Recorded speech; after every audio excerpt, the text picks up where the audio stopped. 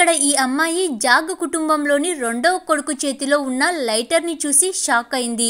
ఎందుకంటే అది ఆమె కుటుంబం మొత్తాన్ని కారు ప్రమాదంలో చంపిన ముసుగు వ్యక్తి చేతిలో సేమ్ అలాంటి లైటరే సరిగ్గా ఆమె చూసింది. కానీ ఆమె ఈ విషయాన్ని తన ప్రాణాలను కాపాడిన రహస్యమైన వ్యక్తితో చెప్పినప్పుడు అతని సమాధానం ఆమెకు మరింత గందరగోళానికి గురి చేసింది. రెండవ కొడుకు మాత్రమే కాదు, ఇప్పుడు చాలా నీతిమంతుల్లాగా కనిపించే అతని అన్నయ్య కూడా అసలైన దొంగ అని ఆమెకు అర్థమైంది. వాస్తవానికి 3 నెలల క్రితం ఆమె తన కుటుంబంతో సంతోషంగా డిన్నర్కు వెళ్ళింది. అకస్మాత్తుగా ఒక ప్రమాదంలో ప్రతిదీ నాశనమైంది. ఆమె కారు నుండి కష్టపడి తప్పించుకుంది. కానీ ఒక ముసుగు హంతకుడు ఆమెను చూసి పెట్రోల్ పోసి ఆమెను సజీవంగా కాల్చడానికి ప్రయత్నించాడు. ఆమె కళ్ళు శాశ్వతంగా మూసుకొని ఉంది. ఒక తెలియని వ్యక్తి కాపాడాడు ఆమెను. ఆమె ప్రాణాలను కాపాడడమే కాకుండా ఆమెను హాస్పిటల్కు తీసుకొని ఆమె ముఖాన్ని సర్జరీ చేపించాడు.